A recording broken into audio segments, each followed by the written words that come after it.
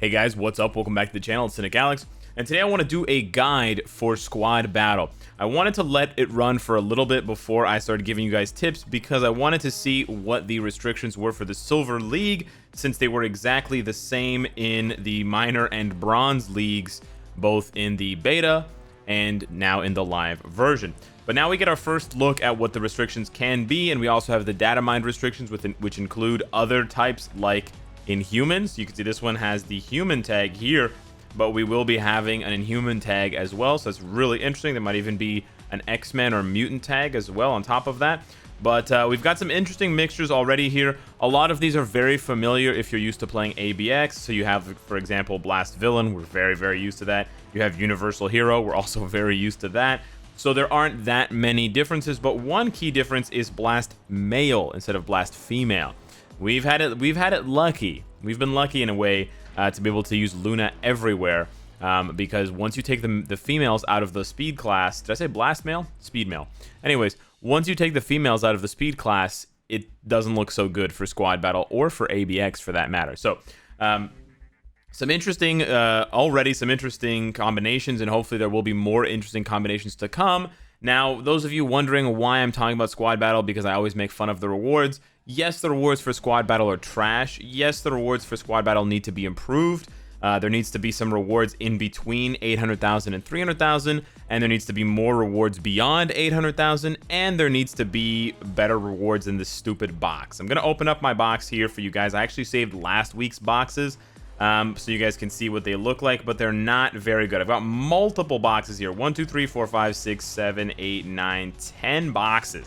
Let's see what 10 squad battle boxes get us. Now, you will see from time to time a crit reward, and people will post their crit reward screenshots on YouTube. Well, not on YouTube. On Facebook, on Twitter, on Instagram, on Discord, and they might make it seem like these rewards are good, okay? But you're looking at rewards in a vacuum, and you're looking at the one good roll that they got. It's like someone screenshotting the one CTP of rage they rolled when they were gambling. They're not going to send you all of the screenshots where they didn't get a CTP of rage, right? That wouldn't make any sense. No one screenshots those unless they're insane. So yes, I did just get 100 hidden tickets and 200 clear tickets, but look at the rewards that are not crit. And keep in mind, I crit twice out of 10, which means at best, there's a 20% chance to crit. I doubt it. I highly doubt it. I'm guessing the chance to crit is at 10% or lower, which means you'll get 1 crit per week.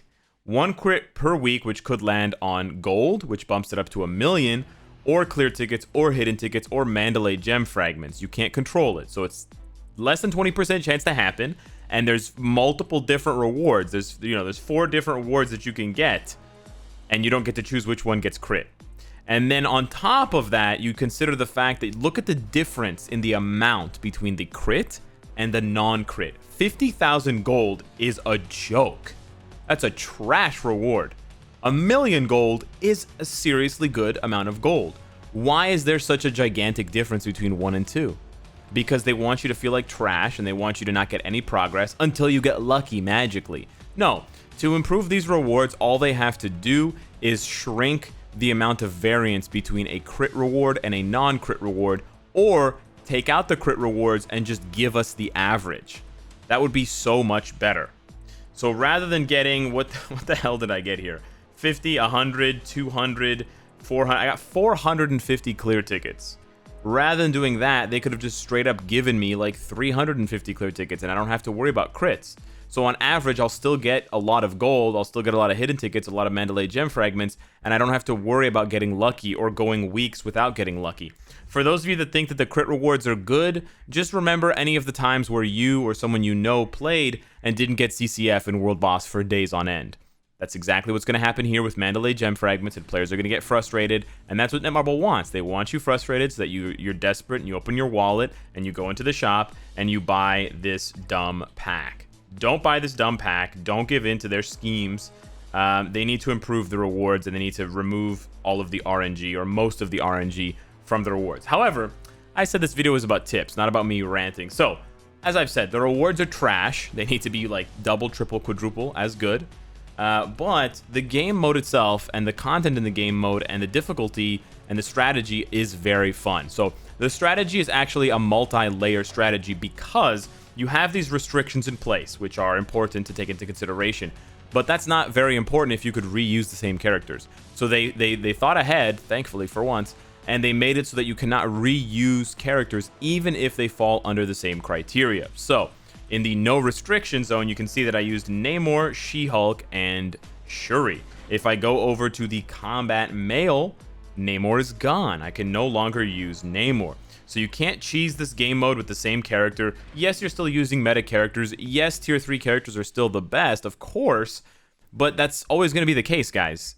Tier 2 characters are never going to be magically stronger than tier 3 characters until Netmarble adopts a sort of node-style gameplay like Contest of Champions. Until they start giving us gameplay where you fight a specific boss that has many immunities and few weaknesses, and those few weaknesses can only be exploited by specific characters, saying, you know, immune to all damage except bleed, so that would suddenly make all bleed characters very good. In that case, yes, Baron Zemo and Blade and those types of bleed characters are going to be better than Jean Grey and Sharon Rogers and Luna Snow.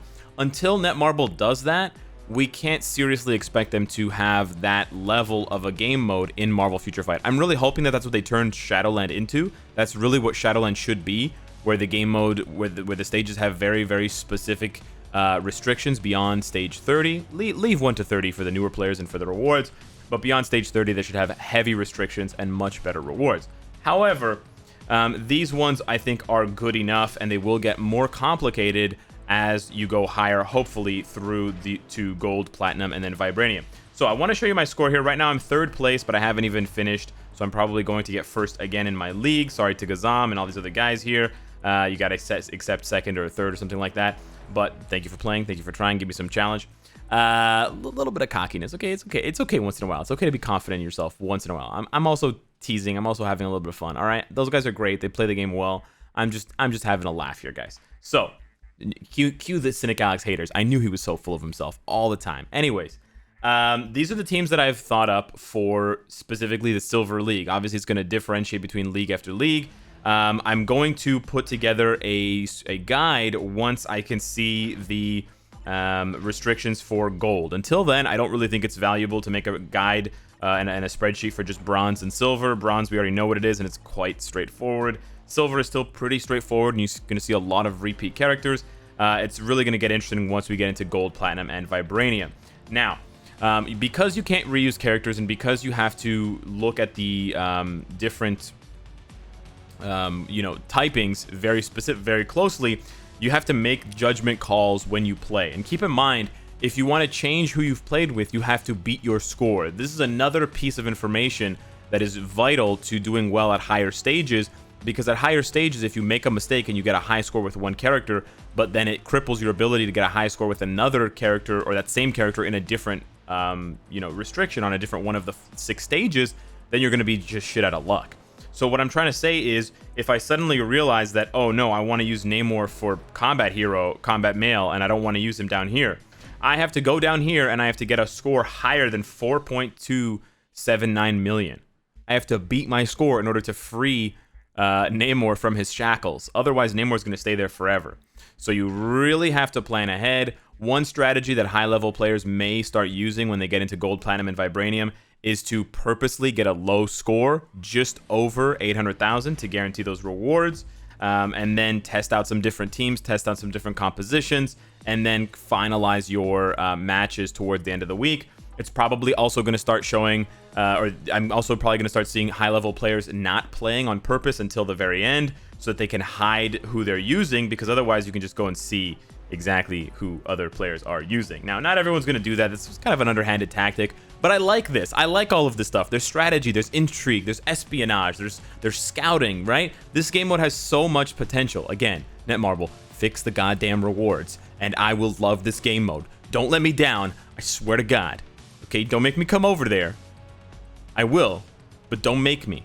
But I will anyways. All right. So I left 2 matches to show you guys. I want to show you the strategy of the first part with Quicksilver, and then the strategy of the last part with Mr. Fantastic. So those are the characters that I'm going to be using for combat male and speed male.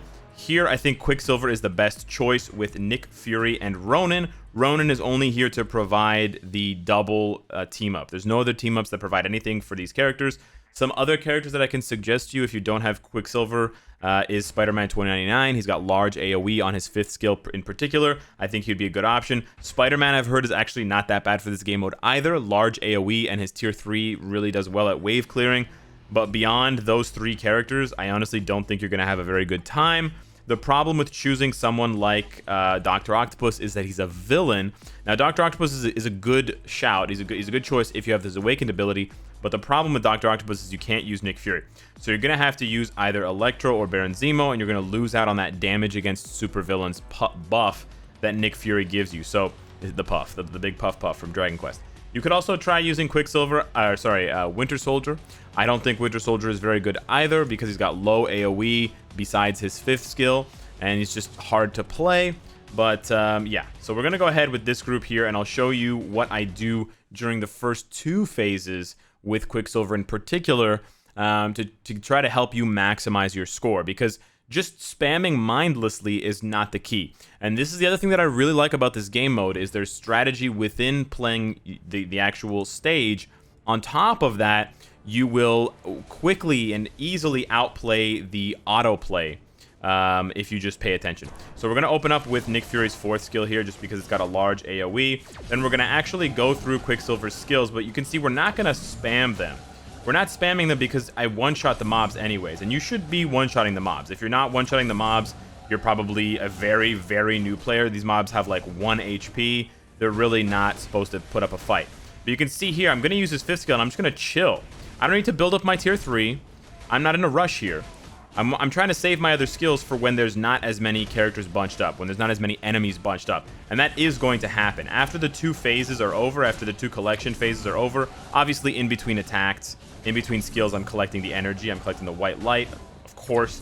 But when I'm not collecting the white light, or when the 2 white light phases are over, you're going to see that the enemy spawns will slow down, and they will also be spread around across the map. So if you spam all your skills right away, you know, if I just unload on this one mob, it's going to put me in a worse position moving on. So I let my 5th skill do a lot of the work for me because I know it's got AoE. And this is where assessing a character's value becomes really important for squad battle, because some characters that have really large AoE and characters that have persistent skills, so you can see, look, the cards are going to keep dropping down and my score keeps going up, even though I'm not really doing much. This is really important. I'll just pop the tier 3 here. Why not? This is really important to, you know, clear more waves, and the more waves you clear, the higher score you get. So you're aiming for about 200,000 on the first round. If you get 200,000 in the first round, you probably cleared enough waves. If you didn't, then you should focus on wave clearing more. You can get half of your required score or more in the first 2 rounds before you even fight Surtur. You can get 400,000 or more with most characters if you just wave clear aggressively, and of course you collect the light, guys. If you don't collect the light, if you're on autoplay and the robot, the AI doesn't collect the light, you're gonna get time frozen. You're going to lose a lot of score. Another thing you can do for Quicksilver in particular is you can sort of wait for more to spawn, more enemies to spawn. We're getting that thing here now where they're all spawning in a circle around the arena. His 4th skill has nice tracking, kind of like World Event, where you can kind of just watch him bounce around. I'm not really getting lucky here because not enough enemies are spawning, but you can kind of watch him bounce around and go from enemy to enemy. Kind of like that, but there should be more enemies around. The last tip I have for you in the first 2 phases, I'm not going to show you the Surtur fight here because I want to show you the Surtur fight against Mr. Fantastic. But the last tip I have for you regarding the Surtur round is make sure that if you have a tier 3 skill, or if you have an awakened skill, for the awakened skill you don't cast it in the second round when there is 30 seconds or less left, because then of course you're not going to have it back on cooldown for when Surtur appears. And then for your tier 3 skill, don't cast it if there's less than 20 seconds left. It takes about 20 seconds to charge up your tier 3 skill if you just spam all of your abilities. So just look at the clock and make sure that you're not, you know, using it too close to that timer. Now here we go, round 3, Surtur versus Mr. Fantastic. I'm going to show you everything you need to do to get as many points against Surtur as possible. Now before we start, the majority of your points against Surtur are going to come after you've collected 10 of the blue circles, and then you tier 3 or nuke him with your high damage skill.